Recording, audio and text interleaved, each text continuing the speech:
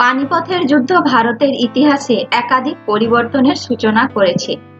এই যুদ্ধের ফলে শাসন, সাম্রাজ্য এবং রাজনৈতিক ক্ষমতার গতিপথে এসেছে নানান পরিবর্তন। ভারতের ইতিহাসে পানিপথের 3টি যুদ্ধ অত্যন্ত গুরুত্বপূর্ণ। পানিপথের প্রথম যুদ্ধ মুঘল সম্রাট বাবরের সাথে দিল্লির সুলতান ইব্রাহিম লোদির যুদ্ধ হয়েছিল। লোদি সাম্রাজ্যের শাসনের অবসান ঘটিয়ে ভারতে মুঘল সাম্রাজ্য প্রতিষ্ঠার লক্ষ্যেই এই যুদ্ধের সূচনা হয়।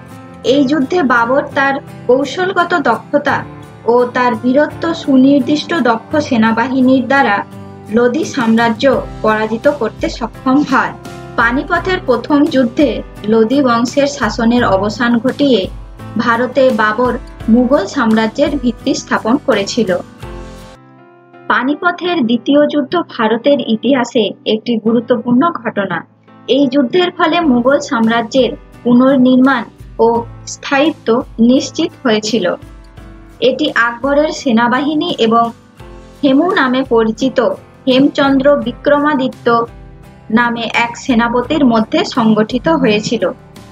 এই যুদ্ধ মুঘল সাম্রাজ্যের পুনর্নির্মাণে গুরুত্বপূর্ণ ভূমিকা পালন করে।